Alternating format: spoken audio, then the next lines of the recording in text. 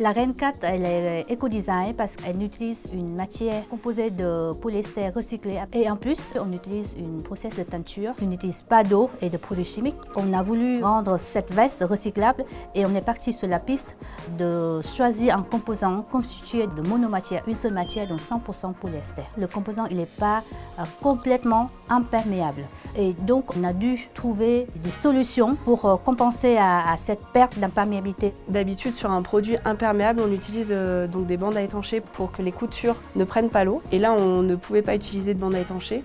Donc tout le challenge, c'était de trouver une façon de monter le vêtement sans avoir de coutures qui prennent trop vite l'eau. Donc trouver une autre façon de monter le vêtement. J'ai travaillé un patronage où j'ai pas de couture ni sur les épaules ni sur l'emmanchure. Donc ça, c'était assez difficile parce que c'est pas quelque chose de classique. On doit faire le minimum de couture sur le produit. Et comme on a peu de couture, et ben tout ce qui est pince de cintrage pour un petit peu resserrer le produit, ça, on ne peut pas le faire en fait. Parce que chaque couture qu'on rajoute, c'est un risque que l'eau rentre dans le produit. Ça aussi, c'est un autre challenge pour nous, c'est comment faire en sorte que le produit il soit beau et en même temps qu'il ne prenne pas l'eau. Hello Balthazar. Salut.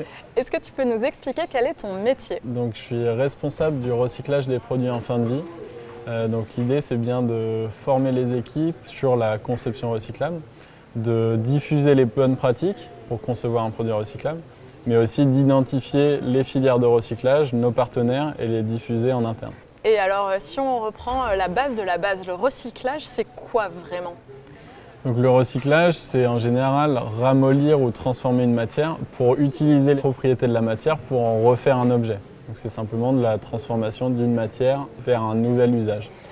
Et pour ça, vous devez penser dès la phase de conception à ce que va devenir le produit quand on s'en sépare, quand on le jette?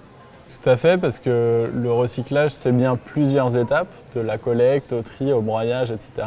Et donc, si on ne pense pas à toutes ces étapes en amont, on ne pourra pas recycler le produit. Il ne faut pas se dire que c'est en déposant un casque de ski dans une poubelle jaune, dans la poubelle des ordures ménagères, qui sera recyclé.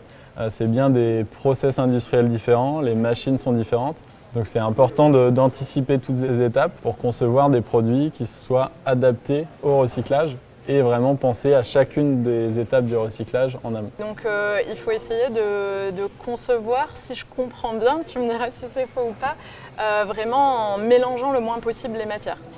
Tout à fait, ça va favoriser la recyclabilité, de se dire ok, on n'a plus qu'à broyer ou en tout cas travailler une seule matière, ça va éviter un certain nombre d'étapes de tri. Donc qu'est-ce que ça veut dire? Ça veut dire que s'il y a trop d'étapes, si je dois séparer trop de matières différentes ou si tous les assemblages sont collés, ça veut dire plus de temps et donc un projet qui est moins rentable et donc qui ne sera pas réalisé. Est-ce qu'on peut rêver et imaginer que finalement, si on conçoit des produits qui sont facilement recyclables, le moment où on doit quand même les jeter à la poubelle, ça devienne juste la matière première pour le prochain produit et que ce soit juste un cercle?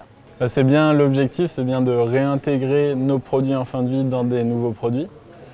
Par contre, on sait que c'est pas aussi beau que ça, on va devoir réintégrer de la matière vierge pour refaire nos produits. Et aussi, ce qu'il faut garder en tête, c'est qu'on va jamais collecter 100% de nos produits. Donc il y aura toujours une partie qu'on n'arrivera pas à capter et donc qu'on n'arrivera pas à recycler. Donc l'objectif, c'est en priorité de faire des produits durables, réparables et de vendre moins de produits neufs pour réduire l'impact environnemental. Merci beaucoup. Merci. Maintenant qu'on a compris comment les produits éco-design sont fabriqués, pensés, on va aller discuter avec Isabelle qui, elle, va nous expliquer pourquoi c'est un sujet important pour Decathlon. Bonjour Isabelle. Bonjour Raphaël. Merci d'être là. Est-ce que tu peux nous expliquer quel est ton rôle chez Decathlon? Oui, je suis responsable du développement durable et donc avec toute l'équipe, on a en charge de concilier le sens de Decathlon de rendre durablement les plaisirs et les bienfaits du sport accessibles au plus grand nombre avec le bien-être humain et les limites planétaires. Pendant tout ce programme, on est allé un petit peu enquêter, rencontrer plein de monde pour qu'ils nous expliquent ce qu'il y a derrière l'éco-design. C'est un petit peu plus clair pour nous maintenant, c'est même très clair, mais ce que j'aimerais comprendre, c'est pourquoi ce sujet est important pour notre entreprise. Comme tu le sais, Raphaël, Decathlon vend chaque année plus d'1 milliard de produits partout dans le monde. Et plus des 2/3 de l'impact environnemental de Decathlon est lié justement à ces produits. Et donc, on doit faire en sorte que chacun des produits que l'on met sur le marché ait un impact le plus faible possible. Et donc, la somme de toutes les démarches d'éco-conception de nos produits va venir baisser l'impact environnemental de Decathlon. Et ça, c'est primordial. Ok, donc on peut vraiment dire que c'est un axe stratégique majeur. C'est un axe stratégique majeur pour la politique de développement durable de Decathlon. Et aujourd'hui, on a un certain pourcentage de l'offre qui est éco-design. On en voit de plus en plus des produits éco-design apparaître dans les rayons.